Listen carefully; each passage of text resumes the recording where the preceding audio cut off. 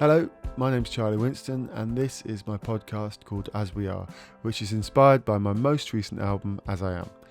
It's discussions with people who interest me and inspire me.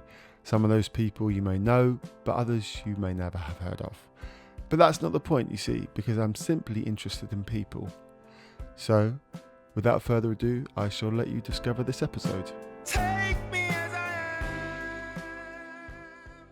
The following conversation is with a comedian called Paul Taylor, whom I met a few months ago when he invited me onto his show called Happy Hour. It was a great evening spent with him, and then a few weeks later he invited me to come and see his show in Paris, and I did, and I found it hilarious. I completely laughed my head off all night. So I invited him to do a podcast with me to get another side of him, and that was more of a personal side. Although I have to say, in his show, he does reveal a lot. And that's what's amazing about Paul, is that he really doesn't hold back in sharing his sort of difficulties and his secrets about what makes him a comedian. And he's a great guy, so I'm pleased to share this with you. Hello, Paul. Hello. I'm going to introduce you a little bit. How we met was through actually my record label, but I discovered you some time before that on the kind of podcasts. I don't know if we can call them podcasts or YouTube streams. I think it was COVID survival in your case. It was, yeah. It was it was a mixture of all of that. Yeah, it's a podcast, but it's also alive on YouTube. So you can listen to it as a podcast, like you can listen to this. Yeah, exactly. But you can also watch it live and interact live while we're there, which is interesting. And it was great to discover you, because it was like it was nice to find a fellow Franglish person who's living their life out in France. In fact, pour cette raison, on peut parler un petit peu français aussi aujourd'hui, parce que nous sommes moi presque. Ouais, on est franglais. C'est ça. Toi, tu es beaucoup plus en avance de moi, mais mais ça, c'est à cause de ton enfance. Ça, c'est mon enfance un peu française, mais effectivement, tous les deux, on est les artistes. On va dire, souvent les gens en France disent l'anglais le plus français. When they present me, they're like, "Oh, the most French English. Please welcome to the stage the most French English comedian." Yeah. Paul Taylor. And I imagine they did the same thing. L'artiste français le plus britannique. Ouais, c'est pour ça que je dis franglais ou franglish.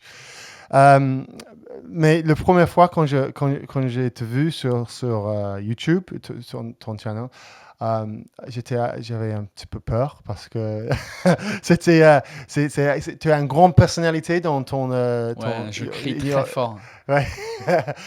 Mais aussi, c'est vraiment le stéréotype de les Anglais aussi. Uh-huh. Mais en fait, je vais demander la question. Est-ce que ça fait exprès un petit peu, ou c'est vraiment toi, ou c'est juste la personnalité de présenter comme un comédien, humoriste. Humoriste. C'est un peu tout. C'est pas quelque chose que j'ai fabriqué sur un papier pour dire je crois que sur scène il faut que je crie, il faut que je crie. I don't know the subjunctive. There's no French person here to yeah. To correct mais en fait c'était ma façon naturelle de peut-être surmonter l'intimidation que c'est de jouer sur scène. Ou sur scène et dans les vidéos, je suis la même personne. En fait, je suis la version exagérée, énervée de moi dans la vraie vie. Quand je m'énerve dans la vraie vie, dans ma voiture, à tu Paris, dois exagérer pour le. Eh ben, si tu conduis avec moi dans Paris, c'est la même personne sur scène. Je suis énervé, connard, qu'est-ce que tu fais? Mais du coup, quand je suis sur scène, comme je suis énervé sur scène, j'ai cette énergie. Non, en fait, je blague un petit peu, parce que au même temps, quand j'ai te vu. C'était un rêve, non pas un rêve, mais un bon souvenir de ma vie en Angleterre. Ouais. Et I'm going to change in English a little bit just to express quicker. But I immediately had the interest and the desire to meet you and I thought, one day it'll be cool if we get together. And finally, and then shortly after that, my social media gal in the record label proposed that we do a thing together, and I was like, yeah, definitely, that'd be great. And fortunately, you were keen as well. Yeah. So that's what we did. We last time I was here. Yeah, we're in. Yeah, because this is audio only. So if you would like to see where we're sat, then if you're listening to this and you're curious about, because when I listen to podcasts, I'm always, I don't know if you're the same, but I'm always visualizing where they are when they're recording it, what their studio looks like, whatever the thing is. We could do a Charles Dickens description, like as walking up the very narrow staircase with the wibbly wobbly stairs. We could observing the old 1740s beams of the attic. Yeah, and I was going to just be like, just go and check my YouTube out. Because it's not exactly Charles Dickens, is it? No, because we've the episode that you and I did is on there, and you can see it. Well, you see bits of it. You see the painted bit, because as you can see here, like some of the wall is not painted to the edge because that's not in shot. I was pretty lazy. I was just like, I'll just paint the bits that are in the camera angle. Like none of this, you can see none of the beams in the camera view. But yeah, we're here, and the last time you were here was when we did our live. When we did the moment de Aperol Spritz. Yes. Ouais, on a passé la nuit avec. C'était la première fois parce que chaque invité que tu as sur son quoi, c'est émission. Ouais. C'est les invités choisissent une boisson de préférée. Ouais. Et donc toi, tu accommodais avec ça. Mais pour moi, c'était Aperol Spritz. Pour toi, c'était une petite nouvelle chose. On se voit aussi sur l'émission. Quand j'ai joué ma chanson Like a Hobo, et toi, tu as préparé 3 Aperol Spritz. Parfaitement sur le temps. C'était ça le challenge. Exquisitement. Ouais. En plus, je crois que j'avais jamais préparé des Aperol Spritz de ma vie. Enfin, donc j'ai dû regarder la recette en ligne, aller chercher les ingrédients et ils étaient bons. Ouais. J'étais content. Cool. Bref.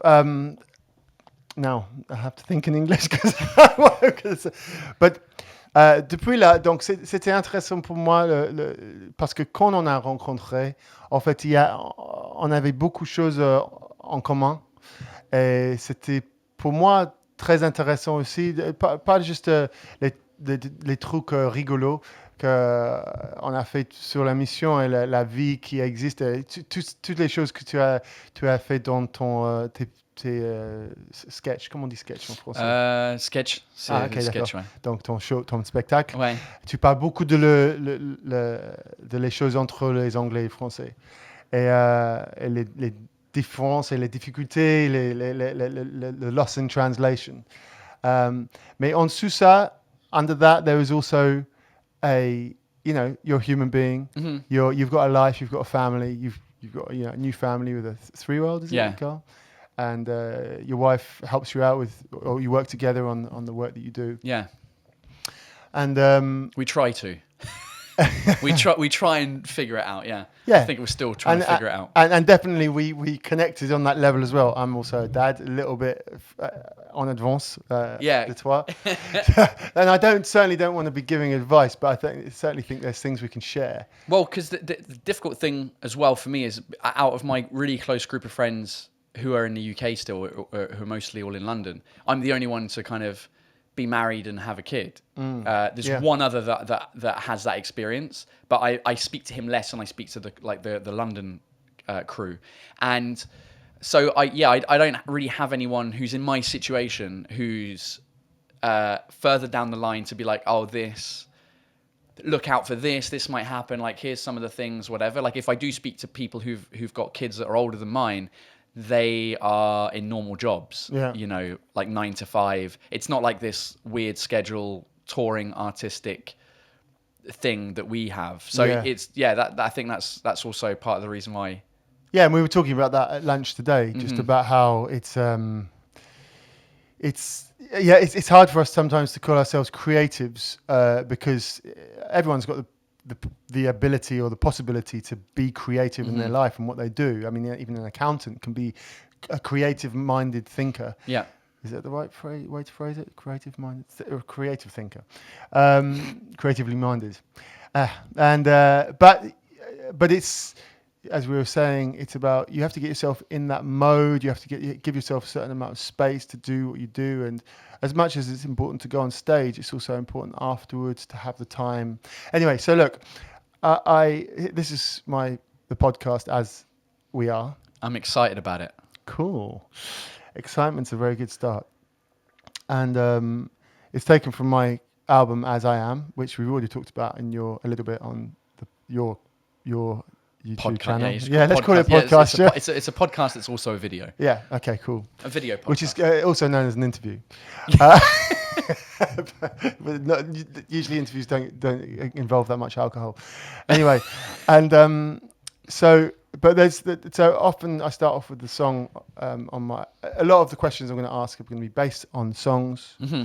And also today I'm going to try something a little bit new, which is just taking, rather than all the song titles, just taking little extracts of lyrics and presenting them to you and seeing if that sparks conversation. But the first song on the album is called All That We Are. Mm-hmm. And so very basically, I want to ask you, in the world that we live in today, like, how do you see us within the world that you live in, your perspective on humanity, your perspective on where it's all going? I know it's a very big question to start with, but like, how do you see the world in a very general way? I think it depends on my mood. Like, sometimes I see it as an amazing thing, and sometimes it's like I end up in this thing of why are we here? What are we doing? What's the whole point? Like, the way I think in general over the past, what are we, 2022 now? So maybe over the past 6-7 years, it just seems to have slowly,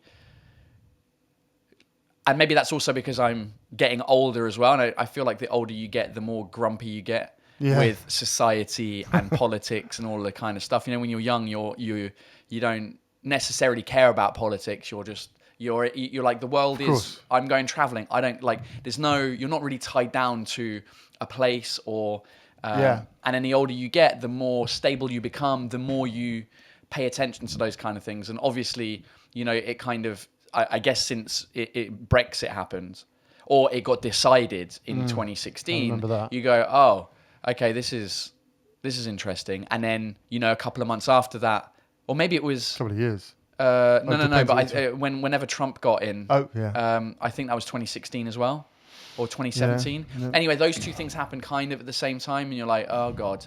And then it just seems like it's this last. And then COVID kicked in. Yeah, and it's and then the war in Ukraine, and then and then it feels like it's now global warming, especially this summer, has been unbearably hot everywhere. I mean, I was in Newcastle; it was 28 degrees. Insane. Where it's normally 18 degrees. Do you know what I mean? And so it was, I think it depends on the time. It depends. It's a very interesting question, because I think depending on your own mood, you have a different answer, So as a comedian doing what you do, in my job as a musician and in the arts generally, but in everything, since we were born, the world's had the introduction of the internet, and then and consequently algorithms. My song Algorithm. And the opening line from the song is, maybe you've got a lot of followers, but that don't mean much to me, because all they're doing is clicking their fingers, but they're never going to know your universe. So I want to ask you, through the work that you do, through the way you interact with algorithms, do you think people know your universe better? Explain a little bit about what happened to you during COVID. So the thing is, the difficult, firstly, if I wasn't doing what I was doing, I wouldn't be on social media. I just wouldn't. I wouldn't have it. But because I do comedy now, I have to be. It's the only way to sell tickets, really, or for people to know who you are, because the traditional methods don't work anymore. You don't. Back in the day, before social media came about, as a comedian, you would, in order to sell tickets for people to come and see your show, you would either put posters up everywhere and say, Paul Taylor's new show, blah blah blah, and then flyers. When I started doing comedy, I was out the front of the theatre with a flyer, come and see this English comedy night, and then that changed with social media, and now it's almost a blessing because you can put out a sketch online that speaks to millions of people, that they share it and watch it, and it goes around and people share it in their WhatsApp groups with their family and go, oh, this is a funny bit, whatever. And then you get way more exposed than you used to ever be able to, because back in the day, I guess similar to music, you would have to be on a TV show, like a watched TV show on a Saturday night or whatever, primetime TV, to be like, oh, hello, I'm visible, I have art. Yeah. Come and see me, you know? Yeah. Whereas now with social media, we can get that out to the same amount of people by not having people up top decide whether you get to be on that TV show or not. It's like, well, I'm going to put out my stuff, and if it's amazing, then it will work on its own, you know? So I've fallen into that game of the algorithm, and but are you following a lot literally the algorithms that are picking up all the data and all the stuff? Are you doing much work on that side, on the back, on the well, I think it's also it's not a bit of a myth, but there's no one sitting behind hitting a button saying, now we're going to change the algorithm. What it's doing is it's just a reflection of our behavior as humans interacting with these social media. So when people are like, oh, the YouTubers, people who only do YouTube are often like, oh, the algorithm's changed. It's like, no, people have changed. Like, people are bored of watching people vlog about their lives and be like, hey, I'm just going to the train station. Yeah. People stopped watching that. It was good for a while, but then people got disinterested and got more interested in other things. So those videos were the ones that popped more. People are like, oh, the algorithm's changed. No, it's people like people's viewing habits have changed. And the algorithm's just feeding you more of the stuff that you like. So TikTok's the best example, because its algorithm works the best in the sense that, like, if you watch it, when you first sign up, it'll just put everything in front of you, and the quicker you swipe through 14-year-old girls who are getting undressed, you're like, no, this is uninterested. It's learning. It's like, okay, he's not interested in that. Oh, but the Formula One thing, he's watched for 45 seconds out of the 50 seconds. Okay, we'll feed him more of that, and then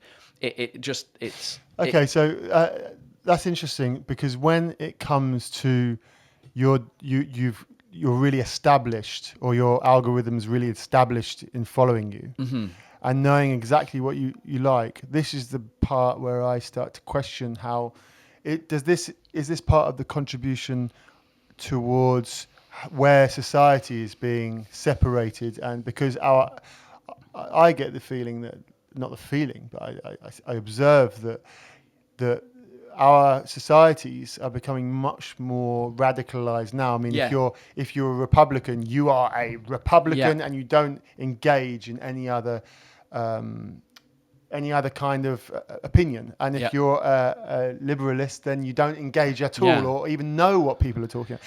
And so there's this. So, do you think it can go so far? Yeah, well, because that's people call that when the recent elections happened in the UK and in the US, everyone talked about this thing called an echo chamber, which is when you're on social media, like on Twitter or on Facebook, and you follow certain groups. So if you're right wing and you're following those kind of people on Facebook, it will only feed you stuff that you watch. It's all about clicks. They want more people to click on it. So if you've got an opinion, then they're just going to feed you more of that. They're not. If you're right wing, they're never like the social media platform isn't going to feed you. You're just not going to be able to see what left wing people think, or the opinion, because you won't see them because of the algorithm of, we often talk about it in video, but like Facebook and Twitter are the same thing. Like if you follow a certain amount of people on Twitter, it'll suggest more people that are like that. So it's not that you don't want to engage necessarily, it's just that you never end up doing it. And I think that you end up so far down the rabbit hole of your thoughts, and then you see another video coming and be like, oh, these foreigners that are stealing our jobs, the percentage of blah, blah, blah. You're like, oh yeah, you get angry about that without ever seeing the other side. And you never have this balanced view. And I think that's the problem when it comes to social interactions now, is that no one ever sits down really. There's a couple of like great podcasts and great TV shows where you do get both opinions, and they disagree and they debate it. And then at the end they shake hands and they have a beer together. And that's what we used to be like I think it was because in the old days, Back in the day, yeah, we had during the we war. had more. Let's call them DJs of information, and the sense of like now we don't have DJs, we have algorithms. Algorithms they are our DJs because they say, "Oh, you like this? I'll give you more of it." Yeah. And but the thing is, it never. The algorithm doesn't have any spiritual investment in itself. It doesn't have any self-advancement. No. It's not like, oh, I'm changing my mind about that. I used to really like that, and now I like this. Yeah. And I think that's the difference between following a human being and following an algorithm, is that then we don't open ourselves to the possibility of following that entity's development, and therefore us being surprised by things. Yeah. I think there's this thing about surprise, and so our comfort zone around being surprised is much smaller, it seems. Yeah, perhaps. that's a good point. Tell me, it's interesting, you told me an anecdote on the way here of how you got onto TikTok. Yeah, so I got into TikTok because basically a friend of mine who's a comedian was getting not plagiarized, it's not really the word because it wasn't somebody else doing her jokes, but they were taking recorded stuff of her stand-up and putting it on their TikTok account and getting views and followers and all that kind of stuff. And she was wondering what to do about it, like if she could, signaler, what's the in English word to signaler le compte, report the account, because that footage doesn't even belong to her; it belonged to the comedy festival that she was at, right? So it's not only it's just a copyright issue, essentially, but also the downside is that this person is getting a bunch of followers. Going back to your song, like it doesn't matter how many followers you have. And the unfortunate thing about our industry is that, or industries, is that a lot of opportunities come because people look at that number and they go, "Oh, he's got influence, therefore, where he can charge that much for this type of gig or whatever it is." Yeah. So anyway, she was thinking about that, and I thought, "Oh, let me see if anyone's used my videos," and I found a couple of accounts that had taken my videos and started publishing those. Right. And granted, on TikTok, the good thing is that it's visibility, so more people are seeing my stuff. But the downside is the visibility isn't coming to me and my account. So those people, and TikTok is a very, going back to what you were saying about people know your universe. I love that lyric because it depends, right? I think when something like TikTok, no one knows who you are. Not like it. None of it convert. No one. There's no meaningful relationships being built on TikTok. A lot of the stuff makes me laugh. Like when I scroll through, I see videos that I really enjoy, but I couldn't tell you the name of the person that made the video. Whereas something like YouTube is, because it's longer form, and traditionally people have talked whether they've gone from vlogging where you learn about their life, and because I started YouTube vlogging as well, and people that follow me on YouTube have a very close relationship with it. The mug I'm holding in my hand was sent to me by a fan on YouTube, and it's a word or a phrase that's in my stand-up show. They're so invested on that platform. Yeah, I think on TikTok no one knows. They just see something funny and they scroll, and it's not necessarily linked to you as a person, but people follow your journey a bit more because you can through podcasting as well. This is even better than YouTube. Do you think so? Yeah, because like the whole point of podcasting is great. You don't want to sit and watch. You can't sit and watch a screen for an hour, but you can be on the metro or the train or the plane or in your car. No, exactly. Listening into something while you're doing something, doing the hoovering, doing the amount of times. Yeah. I got really into podcasting when the only way to put our baby to sleep was me carrying her in a backpack. Whatever baby carrier, chest pack. Yeah. So I had to walk around the apartment for probably about 30 to 40 minutes for her to fall to sleep, and then I could put her in a bed. But for those 30 to 40 minutes, I'd put my headphones in and just listen to a podcast while she fell asleep. And it's cool because you can just sort of disappear and you're with somebody else, basically. Because when being a listener is being part of a discussion. Yeah. Well, I 2 days ago, Scott Mills, who's Radio 1 presenter, BBC Radio 1. So he left after 24 years. And I remember when I was at college, driving an hour to college, I would put on BBC Radio 1. I'd listen to, I think it was Chris Moyles in the morning and Scott Mills in the evening. And I've not really listened to him since, but I watched, there was a video, he did his last sort of speech on air. And his very last phrase was, you know, if you're ever feeling lonely or you don't know where you are, or you don't know, you know, you're feeling lost in your life, like just turn on the radio. Because the speech before that was kind of like, even though we don't know each other, like you know, the radio as podcasting is, you feel like you're friends with the person that you're that you're listening in your, because it's so intimate. They're in your ears or in your house, but there's a voice happening. And I think radio has that TV doesn't, because TV is very quick. You know, it has to be edited. It's visual. So I wonder.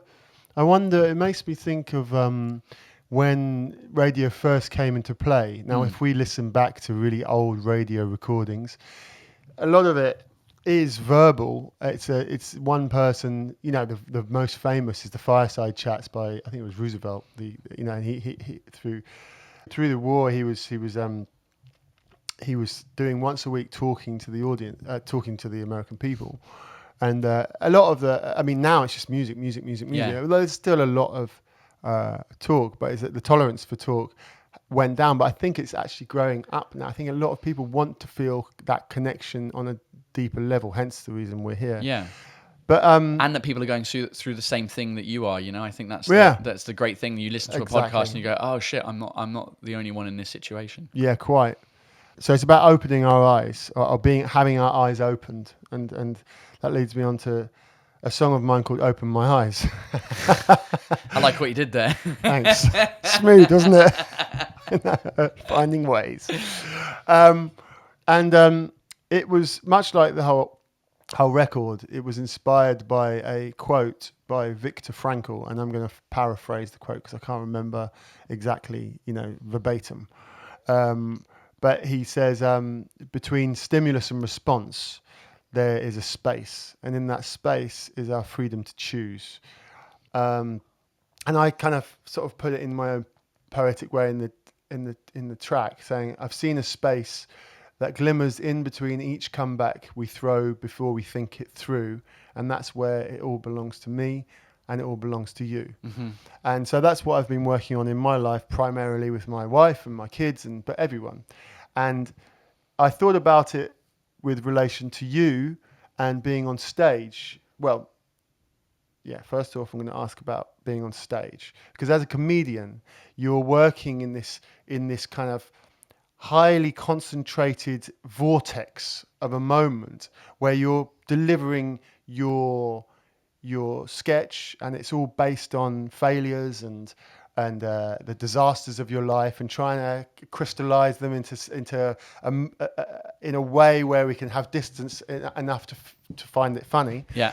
But also, it's also, comedy's always struck me as, I don't know how you do it really, because if you hit the wrong button, you can push people's wrong buttons. Yeah. And but also you have a lot of hecklers, and so there's that space between what you give people and what they give back to you. Yeah.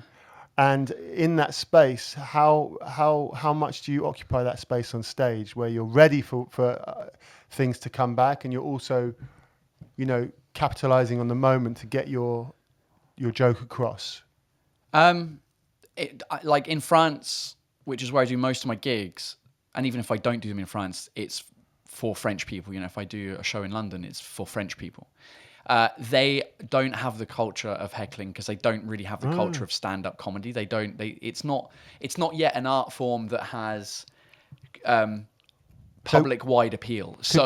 Could we describe heckling then for the yeah, French heckling listeners? there's no word for it in French, but essentially it's people in the audience shouting stuff out and interrupting the show, whether it's in a silence, whether it's because you've asked a rhetorical question on stage, like, oh, have you ever noticed the way coffee machines go brrrr?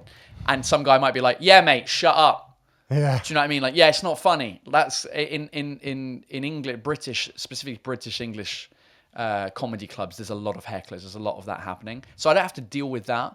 I do think, though, that the interesting difference for me between music and comedy is there's a reversal of the process, in the sense that I will, as a comedian, in order to write my album, so to speak, my stand-up show, I have to do it in front of an audience. I can't do it at home because I don't know if it's funny or not. Yeah.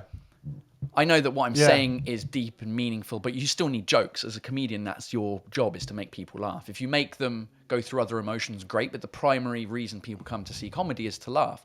And the only way you know if it's funny is by doing that 100 times in front of different audiences.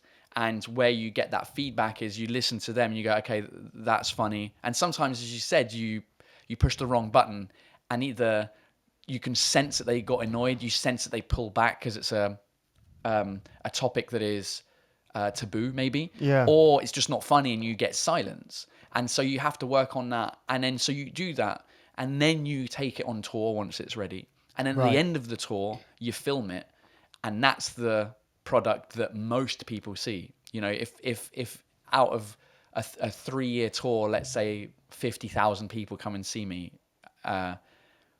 that's still a tenth of the people that will see that sketch online once it's filmed. Whereas with music, you practice it in the studio or at home, and then you record it, then you go on tour.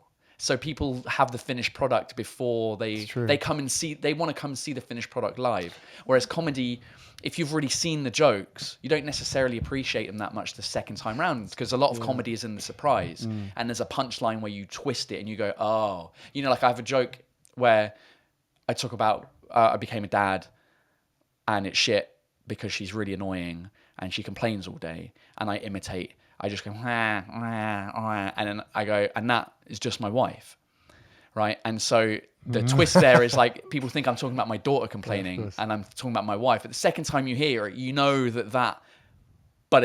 that's just my wife comes, so it's less funny the second time. Whereas music, you almost appreciate it more the second and third and 10th and 100th time that you listen to it. You always hear a new lyric or a new sense to the lyric. I'm glad you mentioned, sorry to say your wife, but because the sort of second part of the question, based on Open My Eyes, is like, surely it's got to be quite eye-opening. It's eye-opening for the audience, for you to hear someone talking about their private life so in-depthly, and that's always what strikes me about a comedy show. But especially for you, like you're talking about your life with your wife, and so is there an element of eye-openers for you or for your wife when you write these sketches? Do you have to pass it with her, or is there a general understanding? Whose eyes are being opened? It's a good question. I think it's a really good question. So to answer the question of do I run stuff by her, not necessarily. But also, I don't think I've really gone that far into the real. It's I feel like sometimes comedy is a little bit therapy. Like I'm going out on stage and telling people like I hate being a dad,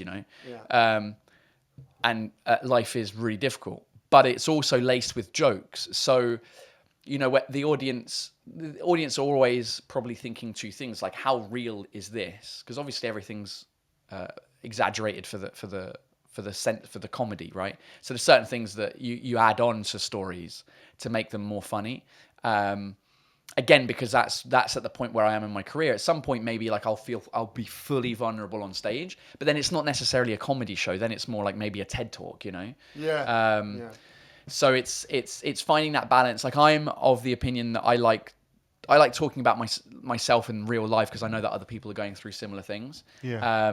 Whereas other comedians, they'll just completely be like I think of a comedian like Jimmy Carr, who you don't know who he is. You got no idea who he is because his jokes are all one-line jokes. Right. It's like, this, and it's none of it's his opinion. Yeah, none of it's his opinion. None of it's anything really.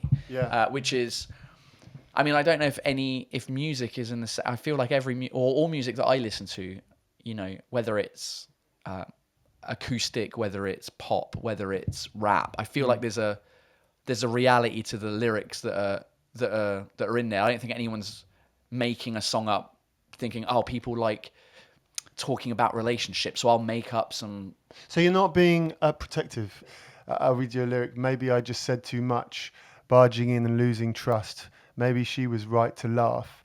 maybe it's all in my head and I'm overprotective. You know, like how does that play into it being protective or even overprotective with an audience, with yourself, you know, on stage, as a comedian, as a husband, as a dad? Yeah, well, I think there's certain things that obviously you need to be protective of. Can you be? I mean, yeah, you could probably be overprotective, and then the joke's not as good because because you're not giving it your full emotion, or you're not in it because you don't want to hurt the person on the other side, you know. And I think that's some comedians have a difficult time with that. They're like, oh, I really need to talk about this, but I know, you know, I need to really talk about my ex, but she knows. If she ever watches this, she'll know that I'm talking about her. You know, you don't want to hurt that person. That's never happened to me. Yeah. Yet. So, because I'm talking about my daughter on stage a little bit, I still, like, I have in the back of my mind, maybe when she's older and like 23 years old and she listens back to this show that I've just finished, but 23 years later, and it's like, oh, like, it seemed like my dad was going through a really rough time. Like, I feel guilty because I brought that. Like, I don't want her to have that feeling. I don't want her, you know. So the jokes that I make about her, I'm like, I'll tell her about those before she even watches them. You know, I want her to hear from me that, like, this doesn't change how much I love you and how much, like, care I have for you. And they're jokes. But yeah, we had a tough time as parents, you know, because my parents weren't ever, especially my dad was not, you know, he's an English northern male. You know, and so he has no emotions outwardly. Obviously, internally, it's a different situation. My mum's a bit more open emotionally, but I'm less emotionally open to her because I don't know why. Because it's maybe like a son-mother thing. I don't know what the reason is, but I feel like that's one of the things that I don't want for my daughter, is that I'm so closed off, then she watches this and she's like, oh, my dad hated me as a kid, you know? Yeah, sure. Because it could come across like that as well. And also, so yeah, I think I have to be protective of that. Protective in the sense that no one's seen her face outside of people in real life. You know, her face has not appeared on any. Yeah, it could have easily. Yeah. Because there's like, especially for comedy purposes, like the first time she ate a lemon, we've got it on video. Oh, yeah. It's fucking hilarious, and it would get 1 million views. But I can't do it because I don't want her to, when she's 18, to have a back catalogue of stuff that was online. You know, if she wants to get, not that would hurt, but also the other thing is, like, all kids have that nowadays. So, you know, if they're getting jobs and they're 25 and their employer looks up their name and find, like, the first time they ate lemon. Yeah, I don't think it would negatively affect them getting a job. No, but of course, yeah, they get a very insightful profile of the person beyond a classic CV. But who knows? Maybe when she's at 25 years old, maybe she will resent the fact that there's nothing of her online, whereas all her mates do have their entire history. Yeah, because in a big, like, data machine in California. Yeah, so maybe they because maybe there'll be something in the future, some sort of feature of some sort of new tech group that's like, oh, give us a link, and we will take your whole life and make this amazing virtual reality experience. We'll make a film of you. Yeah, and because she won't have any of that online, then you never know. Maybe so. That's the thing. Like, right now, we're in 2022. I'm half of a public figure where people recognize me in the street. I don't want her to, because I know at school people are going to be like, oh, your dad's not funny, ha ha ha, and she's going to be upset because it's going to happen for sure. But yeah, now there's a million different reasons why that, you know, children can decide to resent their parents. Exactly. I mean, and we can't control that. There's no way about it. You know, we kind of touched on earlier on over lunch. How you write, the difficulties of becoming a family man, family person. Let's say, let's keep it PC. We're in 2022. We can't say family man. Yeah, and in "I'll Never Hold You Back" is a song I've got, and it's the second verse starts with, "I get distant, so absent, drift off in the crucial moments. She's patient, such a godsend. Keeps low when I get too hell-bent." And I found that there's definite moments of madness becoming as you said earlier on over lunch, when when we were in our 20s and we were single and free, you had so much time to do your creative thing. And then you make this decision, like you talked about earlier on, I'm going to be single now. I'm going to go and do my thing. And then you realize actually you're just letting go of a really good, potentially really good, strong relationship. And then you get back together. I'm paraphrasing your own personal history here to get to the story, the question. And then you get back together, and then you have a child together. And then you realize that time has become an issue again. Mm-hmm. And you do get distant and absent because you're in your head going, when am I going to write this next show? Yeah. Or when am I? So how have you been dealing with that? Like, what's going on for you there? I haven't been dealing with it. I think that's part of the problem. Like I haven't figured out what. So like the problem with doing comedy, or I guess music as well, is that the timeline doesn't, or the timings of your day don't match the timings of your kids' days, and so when I'm thinking about, I've got to post a thing about, hey, my new show's coming out, it's this date, and I have to do a social media post. That has to be in the evening, because that's when the people that follow me are online. If I post it at same here, at 11 a.m. when she's at school, no one's watching it, and it will fall flat. So I need to do that 8 p.m. and 8 p.m. is like between bath and the dinner, algorithm, isn't it? Yeah, exactly. Do you choose algorithm or your own child? Exactly. I should have called my child Algorithm. That way I don't have to choose. I'm choosing Algorithm every time. Or Algorithm Antidote. Yeah. That's the second name. Taylor. So I haven't really been dealing with it well, because I'm always on. Like, my brain is always on. At no point, I think, as a creative, do you take time off. Any time that you start to drift is when you start, there'd be times where I'm sitting in the bedroom with my daughter, my wife's out, and I'm playing, I don't know, she's doing a jigsaw or whatever, and I'm helping her do a jigsaw puzzle, and I'll just have a thought about something. It'll be like, shit, I forgot to do that thing for that social media, or how am I going to sort out that problem with synchronizing the video and the audio from my stand-up that I'm editing right now, like that. And then you my brain goes off, and the problem that I have is that I'm often physically there, but I'm not mentally there. Yeah. Or I'm physically present, but not mentally present. I'm just going to read these words to you, okay? Yeah. No evidence of anger, no evidence of rage. Am I a serial emotion killer? Well schooled from a young age. I'm wondering, how much are we becoming victims to our sort of unconscious mind, and how the ways to cope with things? Like you said, I'm not coping, I'm not dealing with it. Do you think you're hoping that your sort of unconscious mind is going to be able to become like the warrior of this dichotomy of your life, and come out and go, the victor, as it were? I mean, we work with the unconscious mind, but we don't see it. It's like the dark web. Yeah. And we don't see it, but it's there, and there's a lot of crazy shit going on it. We were talking about spaces in our minds that we inhabit in order to write. Yeah. And a lot of that includes the unconscious mind. A lot of that includes getting into this zone of creativity. Mm-hmm. Do you find it hard to get into that place of a creative, kind of unconscious, like, stream of consciousness place? Yeah, it might take 3 days, but I don't have 3 days, because it's not like, so, part of the reason I came here to this physical space, this studio, was when lockdown happened, my thing was I wanted to keep connected to my fans. And so I started doing a live YouTube every day. I'd get on, it was happy hour. 5 p.m, everyone's at home, let's have a beer together and chat. And they would ask me questions, I would answer. This was every day for like 3 months.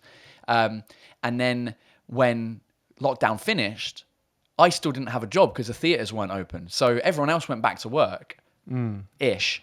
And I was still stuck at home. So I kept on doing it.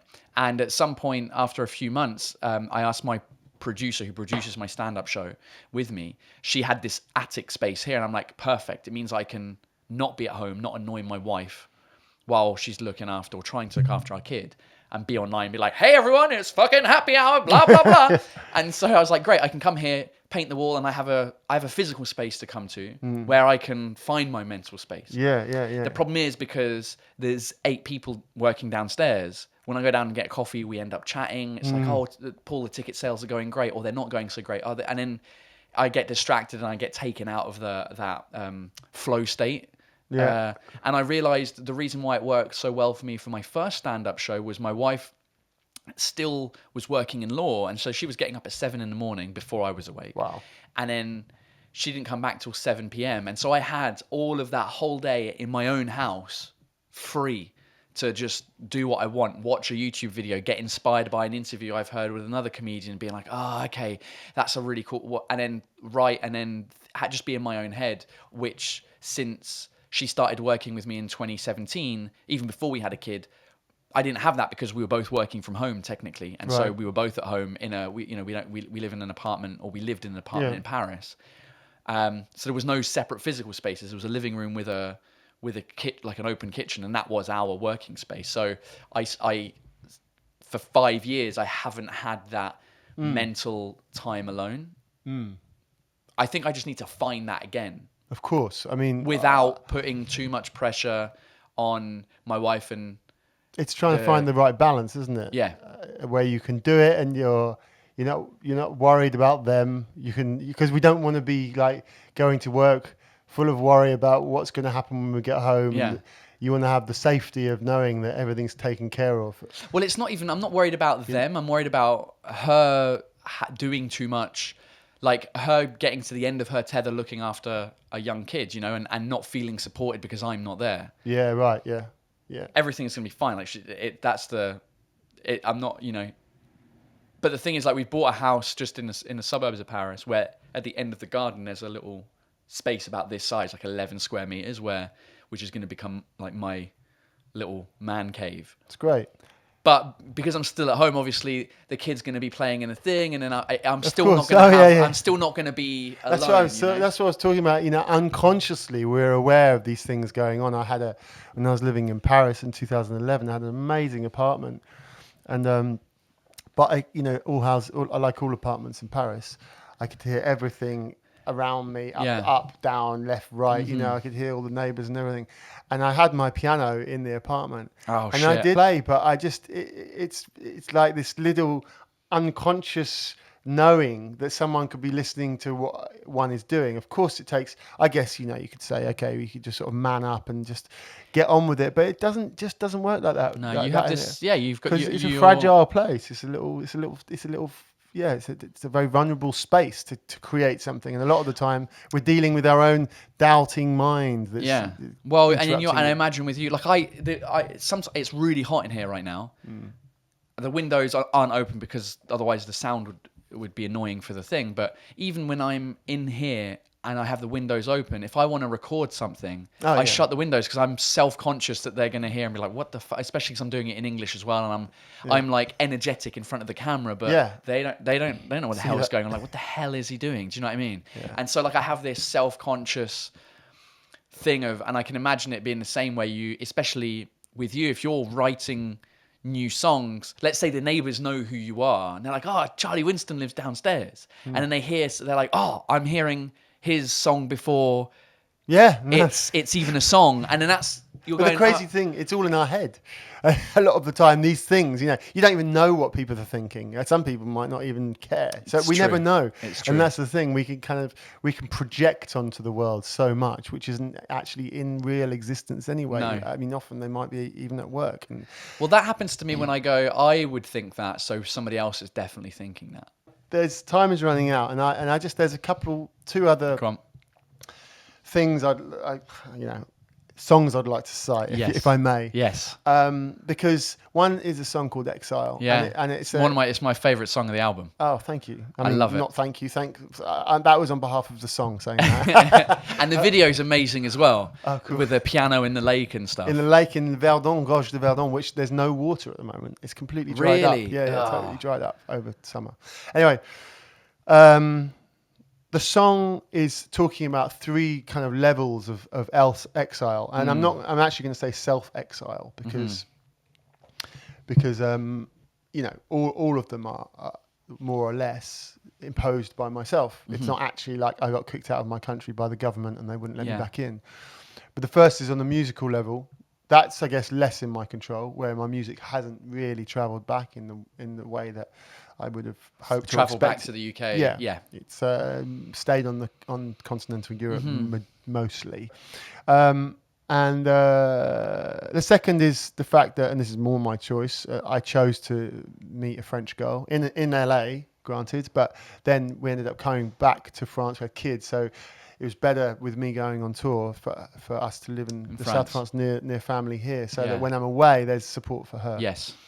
And then, but the third one, this is the one that really for me is the most interesting. It's about self-exile through the through trauma and the creative process, growing up. The song talks about the fact that through going through difficult times, I found a place to exile myself in my head. And that's a lot of what I'm talking about, is I sort of distancing myself. And I'm wondering, like, for you, do you think that exists for you through your life, in your life? Do you think through certain, or have you always been outward or do you have a place in your own little head where you disappear to in a cloud?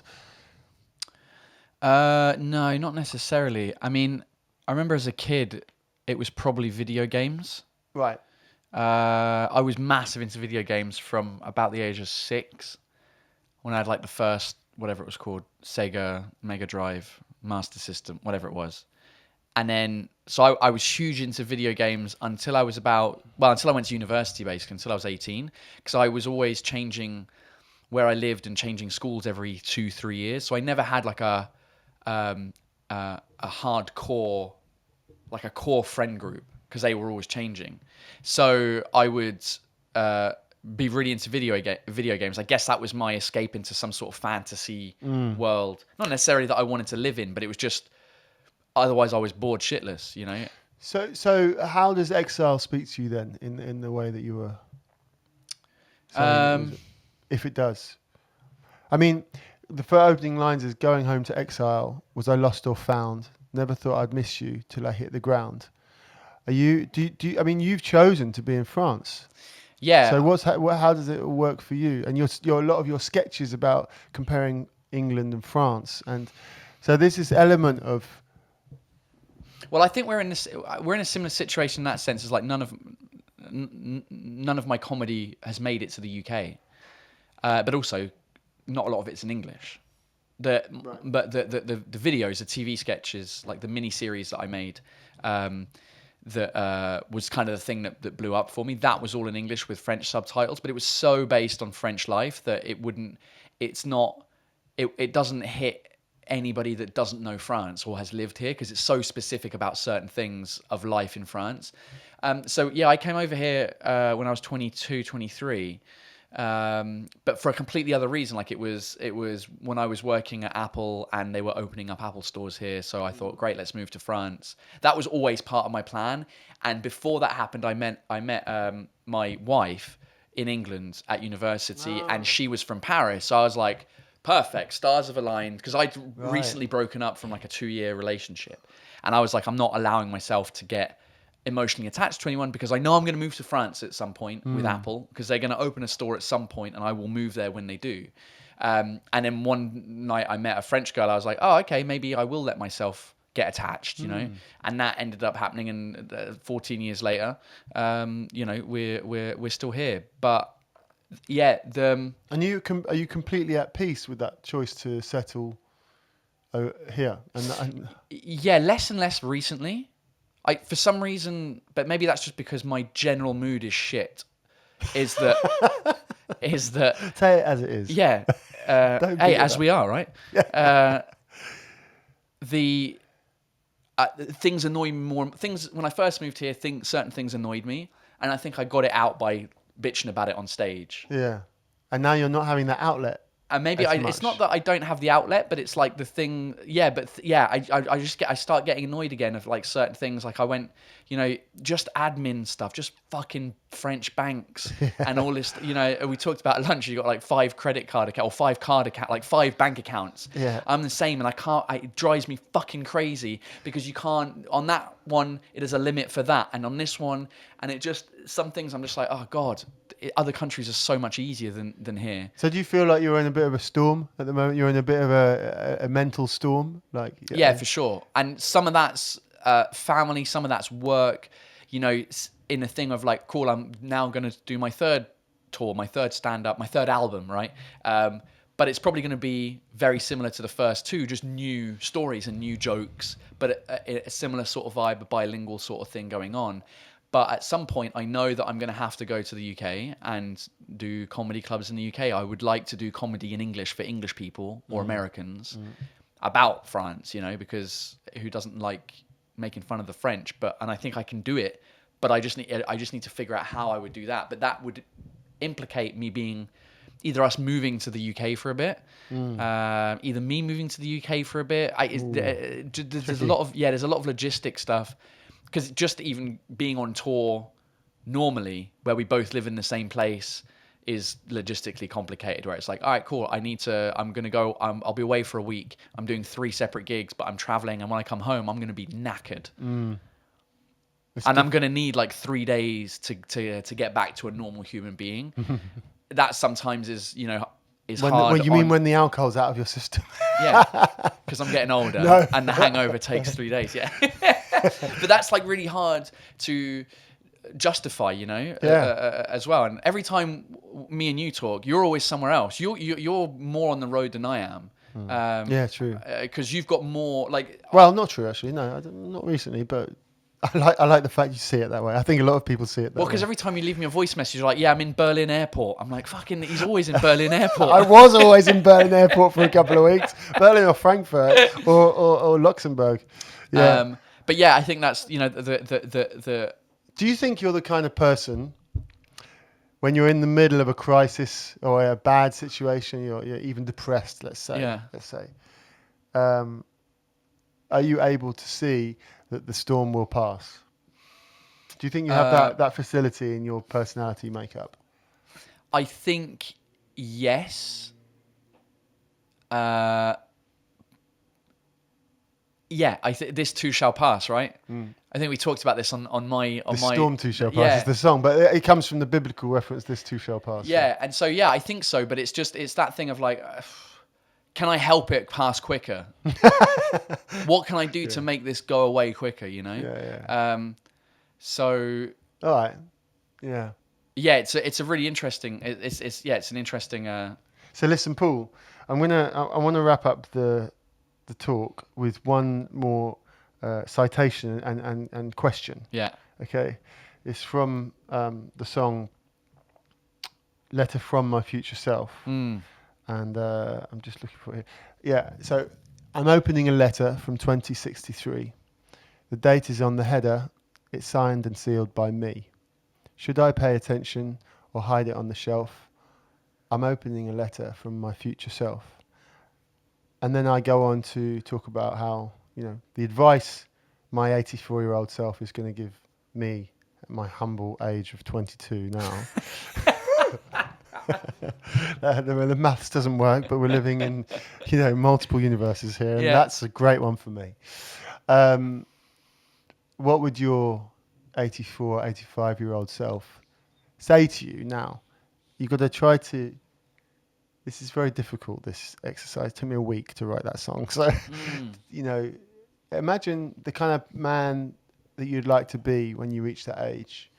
And imagine what that man would be giving, what wise advice that he would be giving to this young, strapping, handsome chap now going through this. It would probably be along the lines of, like, don't sweat the small stuff. Like, stop worrying about things that are going to be insignificant later on in your life. Whether that's work things, whether it's relationships with certain people, whether it's, feeling bad for not going out for a drink with this person who I'm never going to see again anyway, but I don't know that I'm never going to see them again. You know, doesn't matter if you don't post that Instagram thing tonight at 8 p.m. Doesn't matter. Maybe 2 people less will come to your show, but really, in the grand scheme of things, it doesn't matter. I think it would be something along the lines of that, really, and concentrate on the things that do matter. But because I know that's what, because I'm saying that to myself now in reality, but it's just difficult to do that. Of course, it's so difficult. Okay, cool. I think. Anything else you want to add there? What kind of... You've got, a good 40 or 50 years. I'm not quite sure. I think you're in your 30s, aren't you? Yeah, 35. So you've got a good 50 years to get to that theory. kind of age. And In so... theory, yeah. Are you looking forward to it?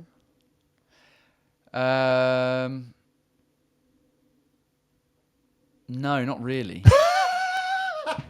But I'm not looking forward to being that age. No, I didn't say that. Are you looking forward to this next 50 years of your life? Oh, yeah. Sorry, I think, am I looking forward to being that old and looking back on my life? Yeah, I enjoy the well, because that's I guess that's why we get up every day. Is like we don't know what's next. We don't know where our lives are going to be in 5-10 years, who professionally or personally. So that's kind of... Well, look. Oh, sorry. Pardon. Yeah. That's kind of... No, I was going to say that's kind of the excitement about life, right? Yeah, absolutely.